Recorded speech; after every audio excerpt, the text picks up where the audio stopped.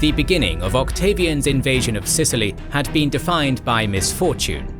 Storms had wreaked havoc amongst his ships, and skirmishes with the Pompeian navy were mainly detrimental to Octavian's cause, resulting in numerous delays.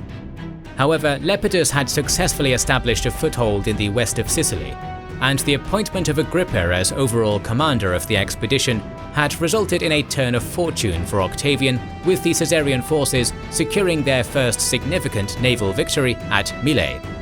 In this episode, we shall look at how the Caesarians built on this success, and ultimately managed to finally conquer Sicily and crush the Pompeian faction once and for all. Caesar may be gone, but his legacy was clearly making a big stir in the world, and that was to continue for a long time. If you want a rundown of the full post-Caesar story, we recommend using our sponsor Blinkist. Blinkist makes bite-sized lessons from books called Blinks, and allows you to either read them or listen to them like miniature audiobooks. To become the more educated and entertained person you want to be in 2023, even with little time to spare, it's the perfect solution.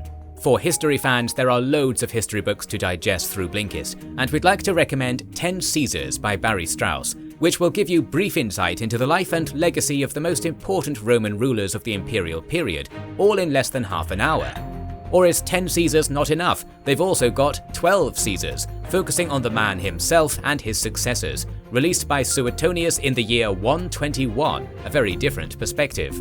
And now they feature Blinkist Connect, which allows you to give access to your premium account for free to another account. So you can bring a friend with you on the Blinkist journey at no extra cost. 2 for the price of 1, basically. Needless to say, there are loads of titles from all genres to gain key lessons from with Blinkist, so you'll find something for you. You can see for yourself for free, as if you sign up to Blinkist via our link in the description, you'll get a 7-day free trial, and then 25% off a premium subscription, which is basically 2 for the price of 1 on top. Check it out. Agrippa's victory had been well earned, and he managed to take advantage of the situation by landing a portion of his forces in the north of Sicily around Tyndaris. Though he had not been able to cripple the Pompeian navy, most of the surviving vessels had managed to slip past Agrippa's force and rejoin Sextus. Octavian, meanwhile, was attempting to capitalize on Agrippa's victory and led his portion of the army and fleet, totaling 3 legions and perhaps 150 ships, to the west of Sicily, landing around Tauromenium in the early summer of 36 BC. He had underestimated Sextus. As his men began to fortify their camp, they saw the Pompeian fleet closing in, while the Pompeian army advanced parallel along the coast. Seeing that Octavian's forces were distracted, fortifying their position, Sextus ordered his cavalry to attack, harassing the Caesarian legions where they could. Still, Octavian's men were able to fend off the attacks and complete their defences. Nevertheless, Octavian was in a bad position, with his land forces surrounded in their fort, his navy blockaded, and his supply line to the Italian mainland cut off.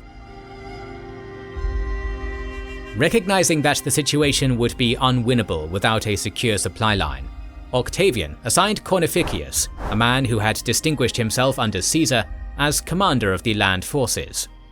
At the same time, Octavian took control of the ships. Having heard of Agrippa's victory over the Pompeian fleet, he assumed that his larger fleet would be able to find similar success. Still, the resulting battle once again proved to be a disaster for Octavian. The extant sources do not give a detailed account of the battle itself, but they report that Octavian lost many ships, many of the sailors who abandoned ships and made it to shore getting cut down by the Pompeian cavalry. Octavian barely escaped with his life, and rather than retreating to his legions on Sicily, was forced back to the Italian mainland. He desperately sent messages to Agrippa, requesting all his forces to move as quickly as possible to Cornificius's position, and ordered another 3 legions to cross the straits from Italy to Sicily, planning to follow shortly after. Effectively abandoned in Sicily, Cornificius realized how dire his situation was. With the supply line cut, it was only a matter of time before he and his men were starved out of their position. He drew his men up for battle, but the Pompeians refused the engagement. With few other options available, Octavian's general prepared his men to fight north towards Agrippa's men. The legions marched in a hollow square, with the unarmed and wounded men in the center, and were constantly harassed by missile and light cavalry troops, including some of the renowned Numidian light cavalry that had sided with Sextus. Broken terrain and constant Pompeian attacks made their march painfully slow. To make things worse, the army had also moved with very few supplies, and the combination of the summer heat and harassing tactics from Sextus's men made it almost impossible for the men to find water. Cornificius was eventually forced to abandon his wounded men to make a better pace. After 5 days of dehydration and constant harassment, Cornificius's men were at their breaking point and in no fit shape to fight. Sextus's men began to close in to deal the final blow, but suddenly 3 of Agrippa's legions, under the command of one of his lieutenants, emerged. The Pompeian force retreated in the face of these reinforcements, and the remnants of Cornificius's troops were finally able to ensure Agrippa's camp's safety around Mylae. Agrippa successfully managed to take the stronghold of Tyndaris in the meantime, and Octavian rejoined him here, bringing more legions from the Italian mainland. In total, he now had a staggering 21 legions in Sicily, not including the forces under Lepidus. In the face of such opposition, Sextus was forced to retreat to the Pelorus Peninsula. Lepidus's operations around Lilybaeum had been largely successful, but he had failed to take the city itself, and a reinforcing force sent by Sextus made him give up the endeavour. Rather than tying up his legions in a prolonged siege, he marched across the island to Octavian and Agrippa. From this point, the Pompeians' fate was effectively sealed. The Caesarians had an overwhelming numerical superiority on land and at sea. Sextus was effectively pinned in the peninsula, with Messana as his last significant holdout in the island's east. Initially, Octavian and Agrippa planned to starve Sextus into submission. Still, Lepidus had become an increasing problem, constantly arguing with Octavian and insisting that he should have just as much command as Octavian. He was not wrong. Politically, Octavian was in a dangerous position. Lepidus so far had reasonable success in Sicily, while Octavian's forces had suffered numerous setbacks. As a result, there was a real threat that Lepidus would be able to supplant Octavian as the joint most powerful man in Rome. Rumors had even circulated that Lepidus was in secret communication with Sextus. Octavian no longer had the time to defeat Sextus at his leisure. He needed a decisive victory to crush Sextus and establish himself as the undisputed victor over Lepidus.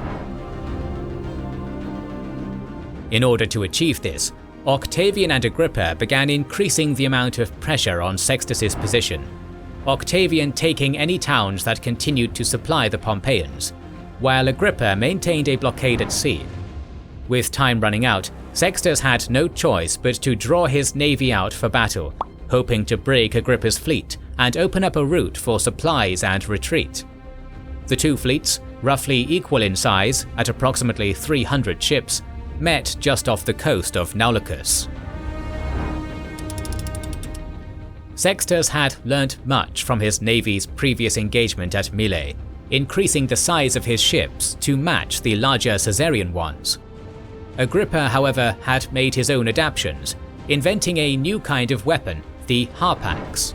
Roman ships had previously used the corvus, a bridge with a large nail at one end, to pin enemy ships for boarding. The harpax, on the other hand, was a large grappling hook fired from a ballista-like device. It could be fired from a distance and then used a winch to drag the enemy ship close for boarding, and was fitted with a long metal sheath near the hook to prevent the ropes from being cut. It was an ingenious device. The battle began, and it quickly became apparent that Agrippa's new invention was as formidable as it was creative. Sextus's men had never fought against such a device, and thus had no means of defense against it. Some that were caught by the harpax tried to backpaddle, but this only tired the men and made their ships slower and more sluggish. many were caught and dragged toward Agrippa's forces and boarded. Sextus's men, to their credit, fought bravely on the decks, each ship becoming its own miniature battlefield. From the shoreline, the armies of both sides watched helplessly, unable to distinguish between them, urging their allies on with shouts of encouragement. However, it soon became apparent to all that Agrippa had the decisive advantage. Sextus's fleet attempted to withdraw through the straits, but many ships were caught and forced onto the beaches, the vessels burnt, and the sailors captured. The precise number of ships lost on each side is hard to gauge, though Appian claims that only 17 of Sextus's ships escaped, Sextus among them, with Agrippa's men successfully capturing or burning the vast majority of the Pompeian fleet, mainly thanks to the Harpax. Whether this figure is accurate or not is hard to say, but it certainly seems that Sextus's navy lost most of its ships, while Agrippa's losses were comparatively light.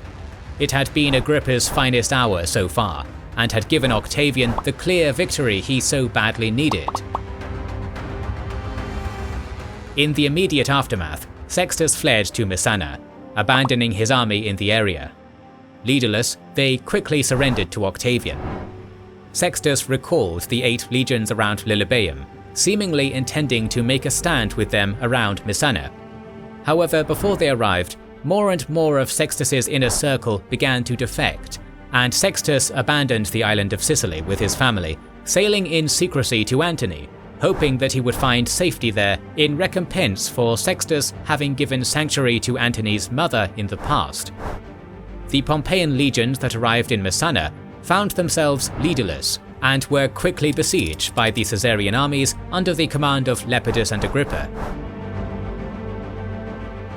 The Pompeians quickly sent peace envoys to negotiate, Agrippa being ordered not to concede anything until Octavian arrived on the scene. Lepidus, however, had other plans, and agreed to allow the Pompeian legions to join him, granting them the right to sack Messana in return. Lepidus and Pompey's men thus plundered the city throughout the night, Agrippa's legions maintaining their position outside the city. Combined with his forces from Africa, Lepidus now had a total of 21 legions under his personal command, roughly equal to those under Octavian and Agrippa. He now chose to make his move. Declaring himself as the conqueror of Sicily, Lepidus sent word to towns in Sicily to reject any envoys sent from Octavian and listen only to those sent by himself. Octavian reacted quickly, confronting Lepidus, who offered Octavian control of Sicily and North Africa in return for Gaul, Hispania, and Illyricum. Effectively, it was an offer to restore the separation initially agreed upon in 43 BC by the Second Triumvirate. Octavian, of course, refused. The soldiers began to worry that after just having proved victorious in the Sicilian campaign against Sextus, they would be swept into another war between Lepidus and Octavian. The latter got wind of these misgivings, and initially sent agents into Lepidus's camp to gauge the loyalties of the legions, before entering himself, leaving a significant cavalry bodyguard at the gates. Many of the previously Pompeian legions were worried that the peace treaty would not be valid unless Octavian endorsed it. Many of Lepidus's men were embittered that they had to share the spoils of looting Messana with men they had only recently been fighting against. Octavian proclaimed that he would accept all who wanted to join him, and many pledged their loyalty there and then. In his tent, Lepidus heard that his army was dissolving and stormed out. A fight of some kind broke out, one of Octavian's entourage getting killed, and Octavian himself almost getting wounded. Octavian retreated to his cavalry, and what happened next is not entirely clear. Appian paints a picture of Octavian with only his cavalry engaging in some kind of fighting with Lepidus's men that remained loyal, but that eventually more and more of his men defected, a trickle becoming a flood. Cassius Dio's version differs. According to his account, after entering Lepidus's camp, Octavian was soundly rebuffed by the men and resorted to besieging the camp, Lepidus's men defecting throughout the course of the siege as the only practical option, despite having high respect for Lepidus.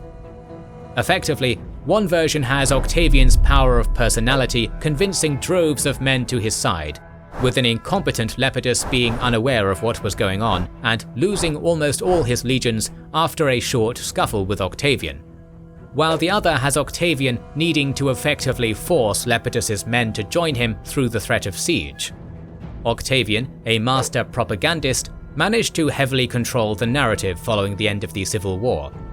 Such discrepancies are relatively common, and there is often bias in favour of Octavian and against his enemies. The consensus of modern historians is that the most likely course of events was somewhere in the middle.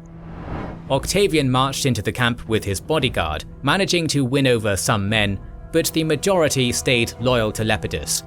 As a result, Octavian used force to threaten the loyalists to join his side. The end result, however, is clear. The entirety of Lepidus's army, all 21 legions, passed over to Octavian's command.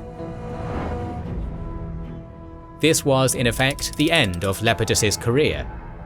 In the aftermath, he was stripped of the powers of a triumvir, and Octavian and Antoni stood alone as the rulers of the Republic. Lepidus has gone down in history as incompetent and a bit of a fool, largely thanks to pro-Octavian and anti-Lepidus biased sources. It is a rather damning evaluation. Lepidus had played the game well, but the decks were arguably stacked against him. Antoni and Octavian both had the benefit of being much more apparent heirs to Caesar's legacy, and both benefited from the resources left by Caesar after he died. His final gambit in Sicily was possibly the best move he could make given the circumstances. He had a strong army in the area, and the offer he made to Octavian was not as unfair as it may initially seem. Africa and Sicily, now that they had been reined in under Caesarian control, had long been two of the Republic's most productive areas, and Lepidus did not try to cut Octavian out of the triumvirate entirely. Unfortunately for him, however, he was matched against one of the greatest political titans of history, Octavian. One point regarding Lepidus that perhaps is too easily overlooked is that he survived despite losing his triumvir powers. He would later die at the ripe old age of 76. Though his career was admittedly rather lackluster after the Sicilian campaign, few men could claim to have supported Julius Caesar, survived the aftermath of his assassination, and challenged Octavian, but nonetheless lived to tell the tale. He was shrewd often to avoid the frequent conflicts between Octavian and Antoni. Though we should not get ahead of ourselves and laud him as a political genius, dismissing him as an incompetent fool seems inaccurate and unjust. With Sextus having fled the island and his legions deserted to the Caesarian side, Octavian's invasion of Sicily was over. Disasters had plagued it at the beginning, but a combination of sheer tenacity on his behalf and the talented generalship of Agrippa had assured victory. With the taking of Sicily, the last Pompeian holdout, the faction was effectively crushed. However, Sextus survived the ordeal and successfully made it to Asia Minor. There he hoped to find mercy under the protection of the only man now powerful enough to challenge Octavian, Antoni. Antoni, however, was currently in the middle of his own military expedition, the Roman invasion of Parthia. Thanks again to Blinkist for sponsoring this video. Check out our link in the description for a free trial. Make sure you are subscribed and have pressed the bell button. Consider liking, commenting and sharing, it helps immensely. Recently we've started releasing weekly Patreon and YouTube member exclusive content. Consider joining their ranks via the link in the description or the button under the video to watch these weekly videos, learn about our schedule, get early access to our videos, access our private Discord, and much more. This is the Kings and Generals channel, and we will catch you on the next one.